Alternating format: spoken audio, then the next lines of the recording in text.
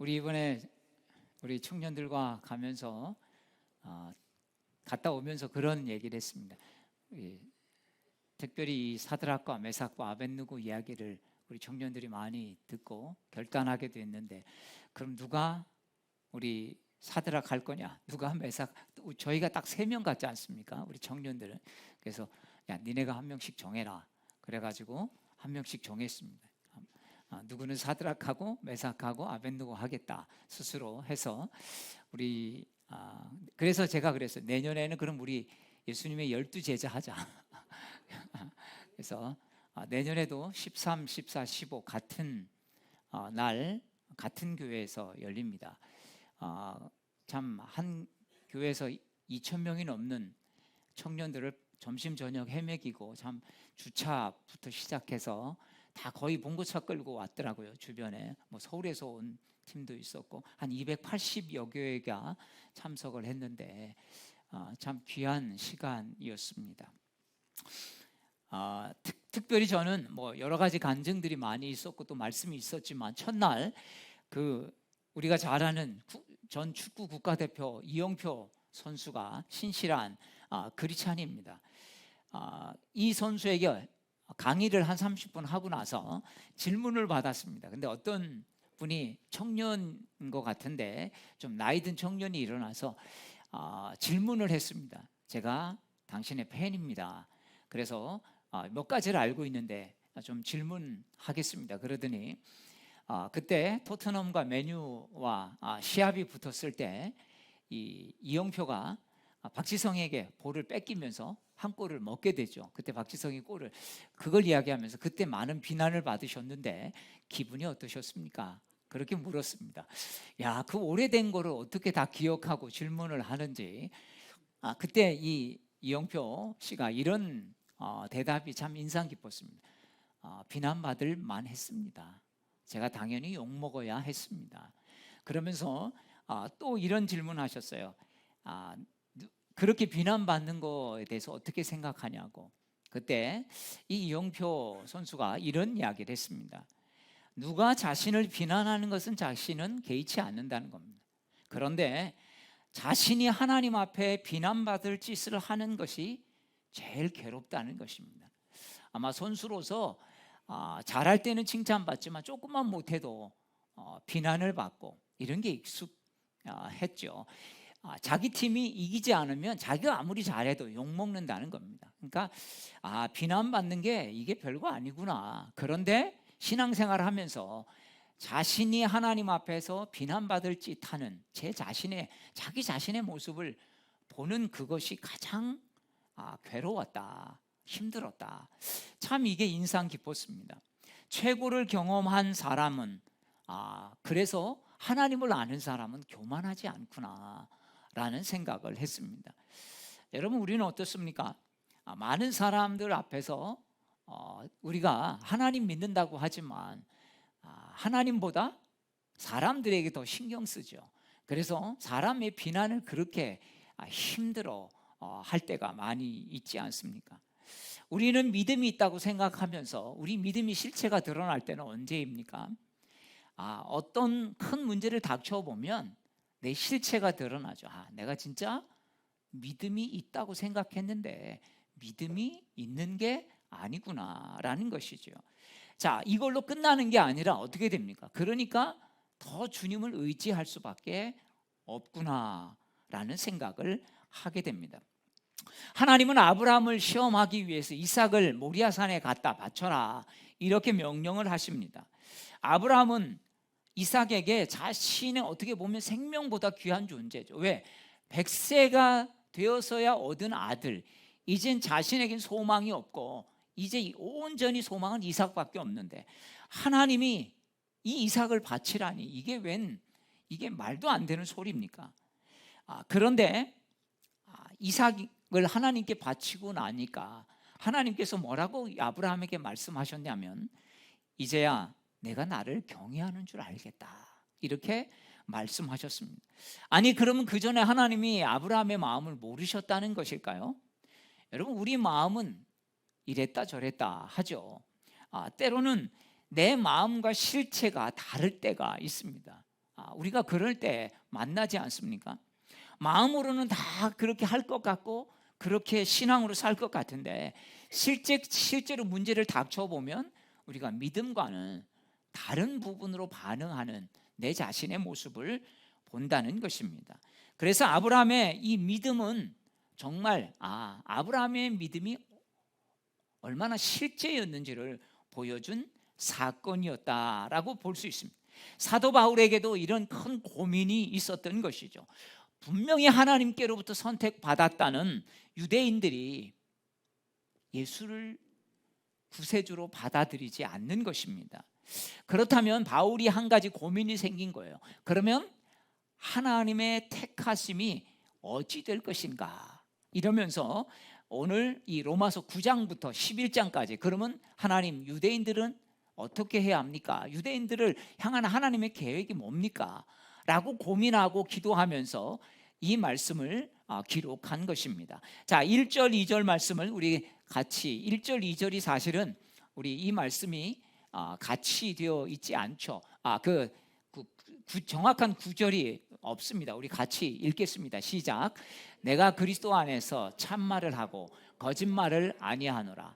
나에게 큰 근심이 있는 것과 마음에 그치지 않는 고통이 있는 것을 내 양심이 성령 안에서 나와 더불어 증언하노니.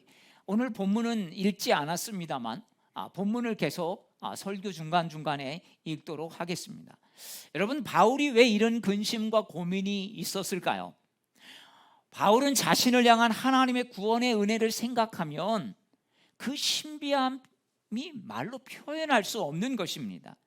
얼마나 하나님이 나를 왜 이렇게 사랑하는지 알지 못하는 것입니다. 그러나 자기 동족을 생각하니까 이게 큰 근심과 짓눌림과 거룩한 부담감에 짓눌리게 되는 것을 고백하고 있는 것입니다. 자신은 구원의 기쁨과 감격 가운데 살아가는데 자기 동족들은 아직도 예수 그리스도를 알지 못해서 하나님은 아는데 예수님을 몰라서 누리지 못하는 이 구원의 기쁨, 이 감격, 이것을 보면서 가슴 아파하고 있는 것입니다. 여러분, 바울이 원래 어떤 사람입니까? 그의 이름이 사울이었을 때 바울은 하나님을 믿었지만 예수님을 모르던, 그래서 예수님을 오히려 박해하던 사람이지 않았습니까?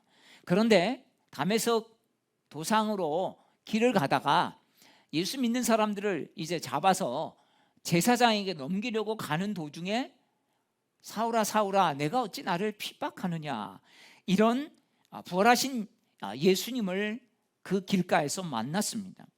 그때 눈이 멀었는데 아나니아에게 안수를 받고 보니까 눈에서 비늘이 떨어진 것입니다. 이 비늘이 바로 예수님을 바로 보지 못하게 한 부분이었구나라고 하는 것들을 거기서 깨닫게 됩니다. 이제야 바울은 눈이 떠서 제대로 된 예수님을 만나게 되었다는 이야기 아니겠습니까?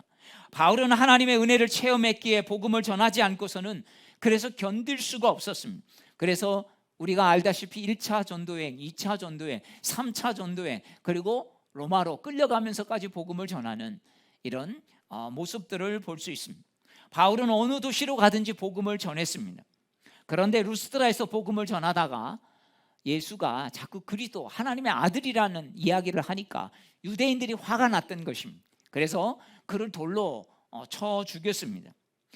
바울은 유대인들에게 돌을 맞고 기절을 한 것 같습니다. 그래서 유대인들은 바울이 죽은 줄 알고 성 밖에 가져다가 버렸습니다. 그러나 바울은 기적적으로 살았습니다.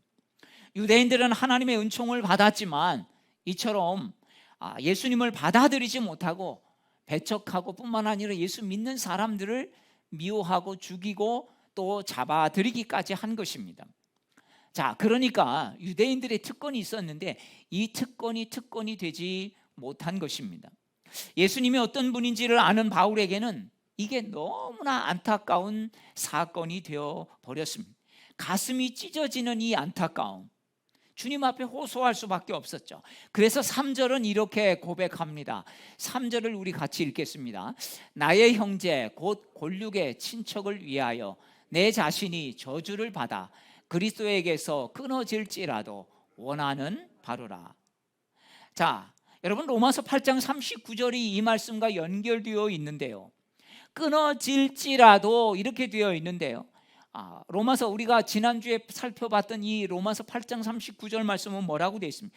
높음이나 깊음이나 다른 아무 피조물이라도 우리를 우리 주 그리스도 예수 안에 있는 하나님의 사랑에서 끊을 수 없다, 이렇게 분명하게 말했는데, 그것이 끊어질지라도 우리 동족이 구원받았으면 좋겠습니다, 이렇게 간절하게 고백하고 있는 것입니다. 여러분, 여기 골육 친척은요, 바울이 자신이 가까운 친척만을 말하는 게 아닙니다. 모든 유대인을 이만큼 나는 내 피부치처럼 사랑하고 있고 이 사람들이 구원받았으면 좋겠다, 이렇게 말하고 있는 것입니다.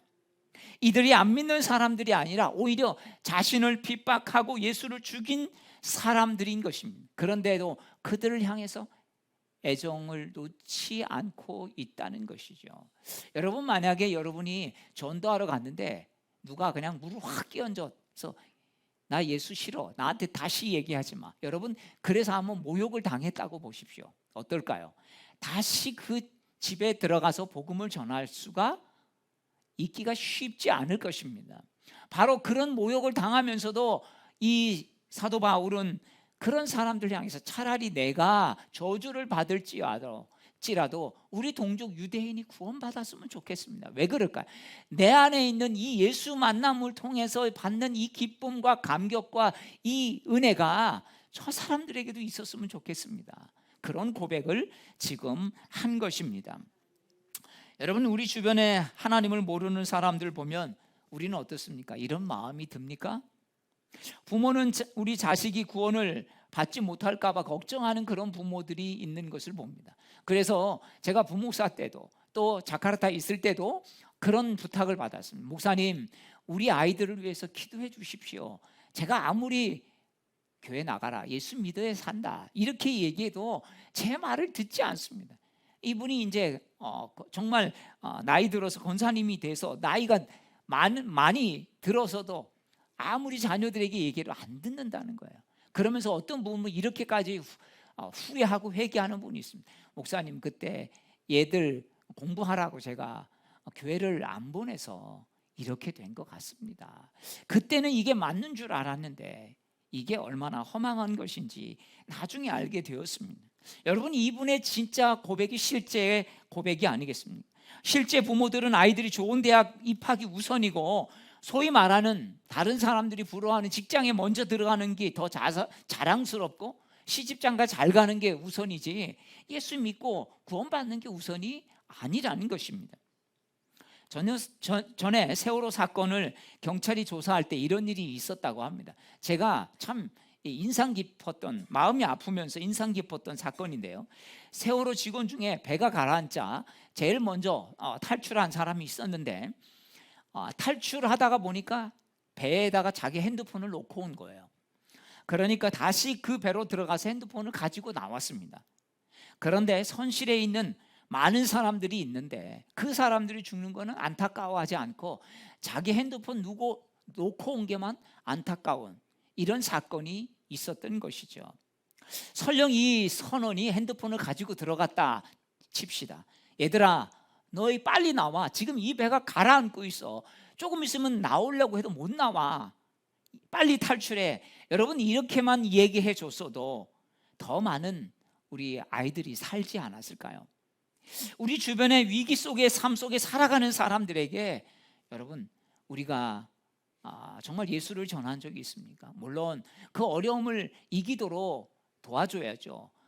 옆에서 힘이 돼줘야죠. 그렇지만 우리가 도와주는 건 한계가 있는 것입니다. 그 사람이 정말 예수님을 알고 그 마음의 평강을 얻고 그 어려운 문제 속에서 예수님을 통해서 이겨나갈 수 있도록 도와주는 것, 여러분, 이것이 바로 우리가 해야 될 일이고, 사도 바울은 바로 이런 마음을 가지고 동족에게 복음을 전한 것입니다. 여기 가서 매를 맞고 정말 죽을 뻔하다가 살아났는데 또 다시 또 그 사람들에게 가서 복음을 전하는 것, 쉬운 것이 아니었던 것이죠. 사도 바울은 자신이 구원받은 큰 감격을 경험한 사람들입니다. 로마서 8장까지 결론으로 그래, 나 같은 사람 스데반을 정말 그 돌에 맞아 죽게 하는 거기에 내가 증인 쓰겠다, 걱정하지 마. 그리고 옷을 벗어서 그 사람 앞에 놓아서 사람들이 스데반을 돌로 치도록 선동한 사람, 나 같은 사람도 주님이 이렇게 사랑해 주셨는데 라고 정말 그 하나님의 그 은혜를 잊지 못하는 바로 이 바울이었던 것이죠. 그래서 어떤 사람도 구원받지 못할 사람은 없다, 사도 바울의 결론인 것이. 왜? 나 같은 사람도 구원받았으니까. 나 같은 사람도 지옥 가고도 정말 더 깊은 지옥에 빠질 수밖에 없는데. 그래서 디모데전서 1장에서 사도 바울은 자신을 뭐라고 고백합니까? 나는 죄인 중에 내가 괴순이라, 이렇게 말하고 있는 것입니다. 하나님의 은혜가 없었다면 나는 정말 귀신의 죄수의 또 괴수 중에 괴수로 그렇게 살다가 지옥 갔을 거다. 여러분, 이게 얼마나 하나님의 은혜가 컸으면 이거를 평생 가슴에 안고 살아가면서 자신은 복음의 빚진 자로 복음을 전하고 있지 않았습니까? 여러분, 이런 하나님의 은혜에 대한 체험이 옆에 있는 자식과 형제 때문에 위험이 오고 곤고가 오고 환난이 오고 너무나 괴로웠지만, 그렇지만 넉넉히 이기는 힘이 된 것이 아니겠습니까? 여러분, 넉넉히 이기고 보니까 하나님의 사랑이 바로 이거였구나. 하나님의 사랑 때문에 내가 이렇게 이겼구나. 여러분, 이런 사랑으로 살다 보니까 사도 바울이 형제 구원에 대한 그런 핍박을 이길 힘을 주셨다, 이렇게 고백하고 있는 것입니다. 이런 마음은 구원의 감격을 경험하면서 여러분 살아갈 때 오지 않습니까? 여러분, 우리도 정말 나도 주님이 아니었으면 이런 사람으로 살 수 없는데 주님께서 이렇게 나를 예수님을 믿게 해서 이런 삶을 살게 하셨구나. 내 인생이, 내 팔자가 예수님 때문에 바뀌었구나. 여러분, 이거를 깨닫게 되지 않겠습니까? 그래서 6절은 이렇게 말하죠. 자, 6절 말씀을 우리 같이 읽겠습니다. 시작. 그러나 하나님의 말씀이 폐하여진 것 같지 않도다. 이스라엘에게서 난 그들이 다 이스라엘이 아니요. 자, 여러분, 하나님의 말씀이 그럼 폐해졌습니까? 유대인들이 복음을 받아들이고 있지 않아요. 그러면 하나님이 말씀이 폐하여진 것입니다. 그렇지 않다는 것입니다. 왜? 인간의 신실함 때문에, 인간이 잘 믿으니까 하나님이 그를 불러 세운 게 아니라는 것입니다. 하나님의 신실함 때문에 유대인들이 구원을 받은 것이지 그들의 신실함 때문에 구원받은 게 아니라는 것입니다. 여러분, 예를 들어서 선생님이 학생을 열심히 가르쳤습니다. 근데 딴짓하고 공부하는 학생이 그 중에는 있죠. 그런데 그 학생이 낙제점을 받았다고 하십시다. 그러면 그 선생님이 실력이 없는 것입니까? 또한 그 선생님이 낸 시험이 무효라고 할 수가 있겠습니까? 올바른 선생님은 그런 학생들을 계속해서 지도하는 것입니다. 여러분, 하물며 하나님은 어떠실까요? 우리 하나님은 사랑으로 우리를 인도하시는 분이십니다. 아멘. 그래서 하나님은 우리를 고난 속에서도 선으로 이끄신다, 그렇게 사도 바울은 고백하고 있지 않습니까? 왜 복음을 전해도 받아들이지 않는 사람이 있을까에 대한 의문을 갖는 사람이 바울이 바로 그 예를 들어서 9절에서 또 설명하고 있습니다. 자, 우리 9절 말씀, 로마서 9장 9절입니다. 시작. 약속의 말씀은 이것이니 명년이 이때에 내가 이르리니 사라에게 아들이 있으리라 하심이라. 자, 이삭이 약속의 자녀가 된 것은 뭐 때문입니까? 약속의 말씀 때문입니다. 여러분, 하나님께서 약속하셨기 때문입니다. 이삭이 특별하거나 또한 선해서 그런 게 아닙니다. 이삭이 약속의 자녀가 된 건 자신의 능력이 아니라 하나님이 그런 은혜를 주셨기 때문이다. 여러분, 이것을 우리에게 적용하면 어떻습니까? 우리가 잘 믿어서, 우리가 봉사를 잘해서 하나님이 우리를 여러분 구원하신 게 아닙니다. 하나님이 우리를 먼저 부르셔서 구원의 자녀로 삼아 주신 것입니다. 더 분명한 것은요, 이제 야곱과 에서의 이야기가 11절, 12절, 13절에 나오죠. 쭉 한번 보십시오.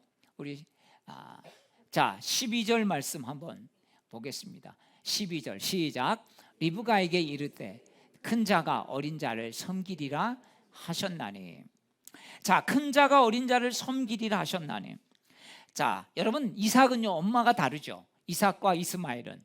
그런데 어떻습니까? 야곱과 에서는 아빠도 엄마도 같아요.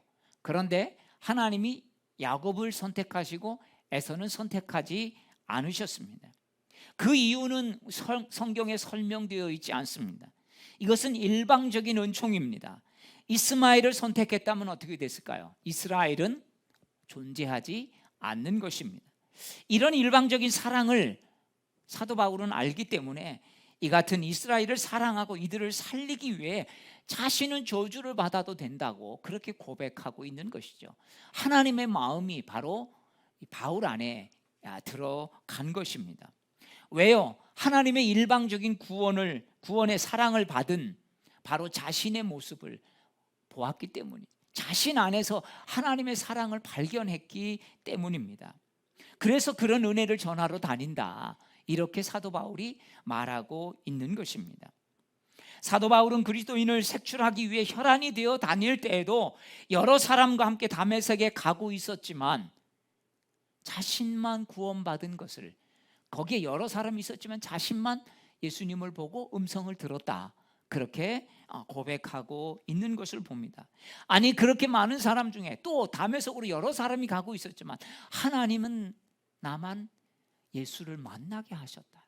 야, 이 은혜, 이 감격이 얼마나 큰지. 그런 자신을, 너무나 부족한 자신을 선택해 주셔서 하나님의 사람으로 삼아 주신 것, 이게 감사한 것입니다.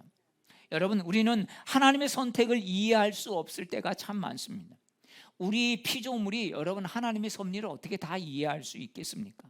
그래서 우리는 그걸 이해하려고 막 애쓰고, 아니면 또 이해 안 된다고 자꾸 불평하고 원망하기보다 그것을 받아들이는 게 무엇입니까? 믿음인 것입니다. 내가 왜 이런 아버지 밑에서 태어났나? 여러분, 이렇게 불평하고 원망한다고 우리 인생이 달라지는 게 아니라는 것이죠. 사실 우리는 많은 선택을 하고 사는 것 같지만 여러분 그렇지 않습니다. 여러분, 여기 대한민국 국민을 선택하신 분 계십니까? 물론 가끔 이중 국적자도 있어서 자기가 선택할 수 있지만 여러분 대부분의 많은 사람들은 국적을 선택할 수 없습니다. 여러분, 부모를 선택한 사람이 있습니까?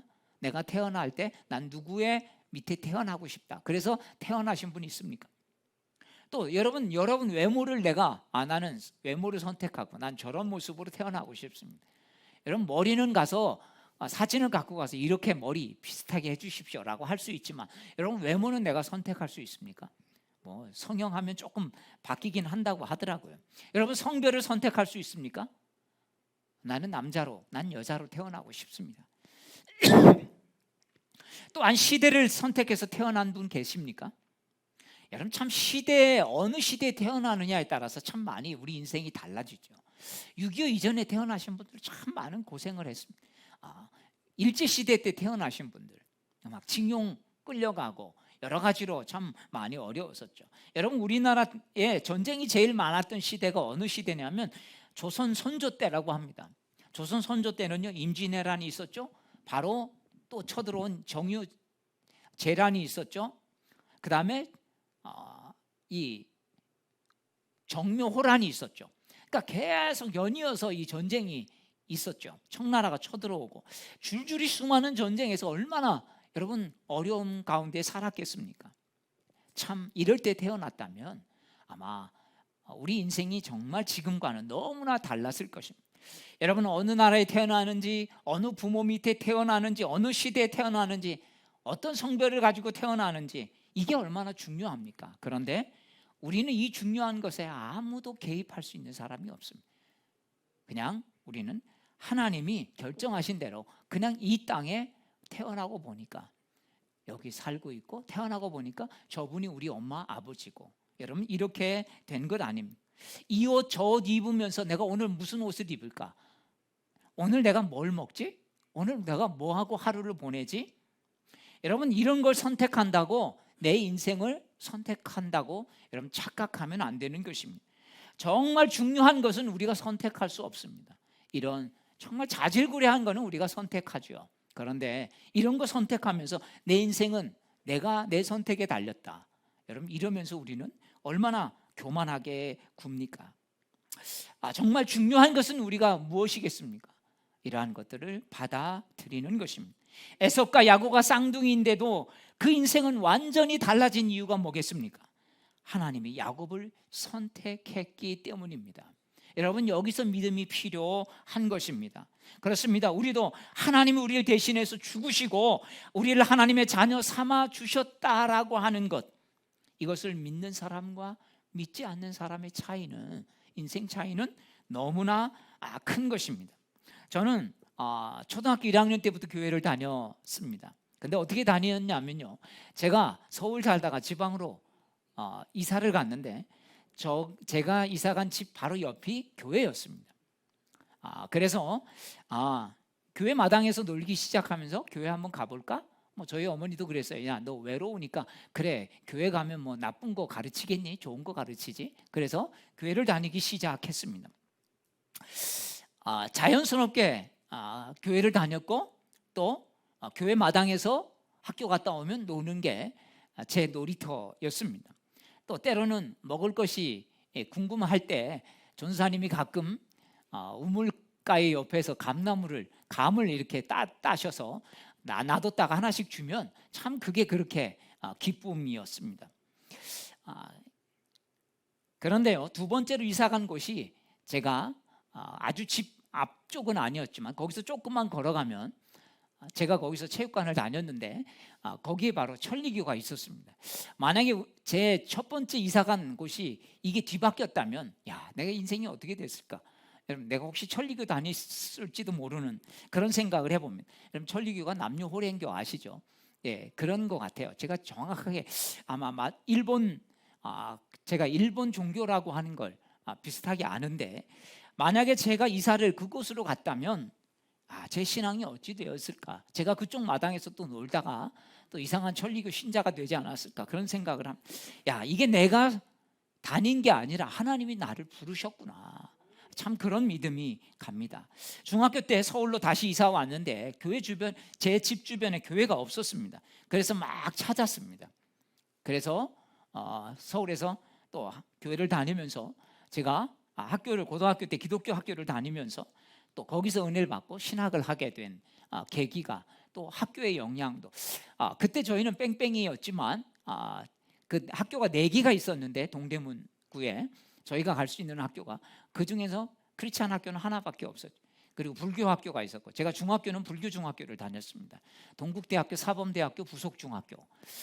근데 뭐 제가 이미 신앙을 가지고 있었기 때문에 뭐 상관이 없었지만 참 그런 영향들이 있었던 것을 볼 수 있습니다. 그렇습니다. 참 많은 하나님의 제가 은혜를 알지 못했다면 어떻게 됐을까? 제 삶 속에 참 많은 시련들이 있었는데 주님께서 제 마음을 지켜주시고 정말 주님을 붙잡고 그 어려움을 잘 이기도록 넘어서게 한 것, 이게 바로 내가 예수 믿는 가장 큰 축복이 아니었나, 그런 고백들을 해보게 됩니다. 여러분, 예수 믿으면 그냥 죽어서 천국 가는 게 아닙니다. 죽어서 천국 가는 것은 여러분 그냥 덤이에요. 어떤 사람은 죽으면 끝이지라고 말하지만, 여러분, 죽음으로 모든 것이 끝난다고 생각하니까 어떤 행동이 나옵니까? 죽음 이후에 대한 그런 삶에 대한 책임이 없으니까 그냥 나 이러다 살다가 뭐 그럭저럭 살다 죽으면 그만이지, 이런 생각을 하는 것입니다. 그런데 우리는 다 죽어서 주님 앞에 가서 심판을 받아야 할 날이 분명히 있다는 사실을 우리는 잊지 말아야 할 것입니다. 그래서 여러분, 신앙 속에서 정말 주님을 발견하면요, 내 인생의 문제가 아무리 힘들고 어려워도 그것을 넘어설 수 있는 은혜를 주님께서 허락해 주시는 것입니다. 제가 예수 믿으면서 그런 생각을 했었습니다. 그래, 내가 예수 믿는 사람인데, 내가 교회 다니는 사람인데 이런 문제에 휘말리면 안 되지, 이런 싸움에 휘말리면 안 되지, 이런 문제에 걸려 넘어지면 안 되지. 이게 제 신앙이 되어서 제 삶을 이기게 하는, 환경을 넘어서게 하는 힘이 되었던 것입니다. 여러분, 사도 바울은요, 예수 믿기 전에 정말 대책이 안 서는 사람이었습니다. 그런데 그가 예수 믿는 사람으로 변화되었던 것입니다. 엄청난, 그래서 오해를 받았습니다. 야, 사울이 지금 변한 게 아니라 변한 척하면서 우리를 잡아 죽이려고 하는 거야. 저거에 속으면 안 돼. 그래서 사도 바울은요, 아무리 자신이 예수 믿고 회개했다고 해도 자신을 만나주는 사람이 없었던 것입니다. 그래서 아라비아 사막 가서 10년 동안 기도하고 있었고, 그래도 자신을 찾아주는, 믿어주는 사람이 없자 길리기아 다소로 가서 있는데 누가 나옵니까? 바나바가 찾아와서 형제요 하고 안디옥 교회에서 같이 사역을 하게 되었습니다. 여러분, 오랜 시간 동안 힘든 시간을 보내면서 하나님은 그를 진짜 믿음의 사람으로 준비시켰던 것을 볼 수 있습니다. 여러분, 박해자였던 사람이 이렇게 변하는데, 야, 바울이 변할 줄 상상이나 했겠습니까? 저 사람은 절대로 안 변해. 여러분, 얼마나 안 변할 것 같은 사람이었으면 확 변했는데도 여러분 그 변화를 믿어주지 않을까요? 여러분, 혹시 그런 분 계세요? 나 같은 사람이 진짜 예수 믿을 줄 몰랐어. 여러분 보면, 야, 나는 진짜 내가 예수 믿을 줄 나도 몰랐어. 내가 예수 믿을 줄은, 이렇게 믿음을 갖게 될 줄은 여러분 몰랐어. 그런 분이 분명히 있을 것입니다. 내가 봐도 신기해. 여러분, 그게 은혜가 아니겠습니까? 여러분, 나 같으면 정말 예수 믿기 어려운데, 내처럼 이성적인 사람이, 그런데 하나님이 우리를 그렇게 불러주신 것입니다. 이거 보면, 야, 하나님 살아계셔. 나 보면 알아, 하나님이 살아계셔.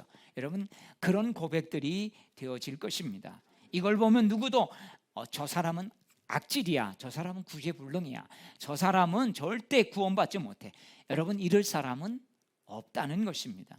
여러분, 끝까지 가봐야 하는 것입니다. 저 사람이 저렇게 변할 줄 어찌 알았어요? 여러분, 그 사람 중에 나도 들어가는 거예요. 여러분도 들어가는 것입니다. 여러분, 기적 중에 가장 큰 기적은 뭐겠습니까? 바로 사람이 변하는 것입니다. 아무리 여러분 안진뱅이가 일어나고요, 질병 걸린 사람이 치유되고 죽은 사람이 살아나도 어떻게 됩니까? 그 사람은 다시 병 걸리게 되어 있습니다. 그 사람은 다시 죽었다 살아나도 또 죽게 되어 있습니다.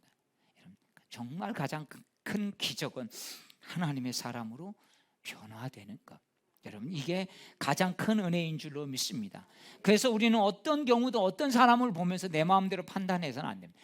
저 사람은 예수 믿을 사람 아니야, 저 사람은 소용없어, 전에도 소용없어.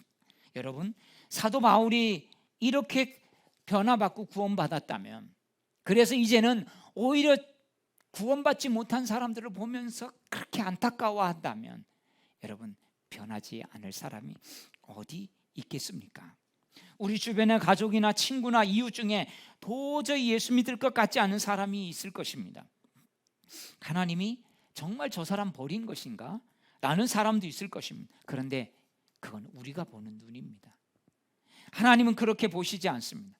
하나님은 누구나 구원받기를 원하시는 것입니다. 주의 이름을 부르는 자는 구원을 얻으리로다, 이렇게 말씀하고 있지 않습니까? 지금 아무리 복음을 박해하고 아무리 지금은 진짜 개차반처럼 살아도 여러분, 우리가 함부로 단정할 수 없습니다. 언제 어떻게 돌아올지 모릅니다. 제가 이런 사람 봤어요. 예수 믿으십시오. 그럼 예수 믿어야죠. 그럼요. 예수 믿는 게 얼마나 좋은 건데, 이렇게 끝까지 20년 동안 이렇게 하는 사람 봤습니다. 아무리 좋게 대하지만 20년 동안 예수 믿어야죠. 그럼요. 좋은 일이죠. 교회가 나쁜 거 가르치나요? 그런데 20년 동안 변하지 않습니다. 그런데 그렇게 박해하던 사람, 물을 끼얹고 나는 절대 교회 싫어, 이런 사람이 변화돼서 얼마나 놀라운 하나님의 사람으로 살아가는지 모릅니다. 여러분, 바울의 관심사는 무엇입니까? 하나님을 영화롭게 하며 다른 사람을 사랑하는 마음이었습니다. 어떻게 하든 나의 유대인 형제들이 구원받았으면 좋겠다. 차라리 내 모든 유익한 것을 다 포기하고도 주님, 저의 유익과도 바꾸겠습니다, 이런 고백을 한 사람입니다. 사랑하는 여러분, 이런 아버지의 마음이 바울의 마음이 되었던 것처럼 이 바울의 마음이 오늘 우리의 마음이 되어서 이 하나님의 마음으로 이 한 주간을 살고 또 사람들을 대하는 우리 모두가 되시기를 주의 이름으로 축복합니다. 기도하겠습니다. 우리 다 함께 일어나셔서 우리 함께 찬양하고 우리 같이 기도하십시다.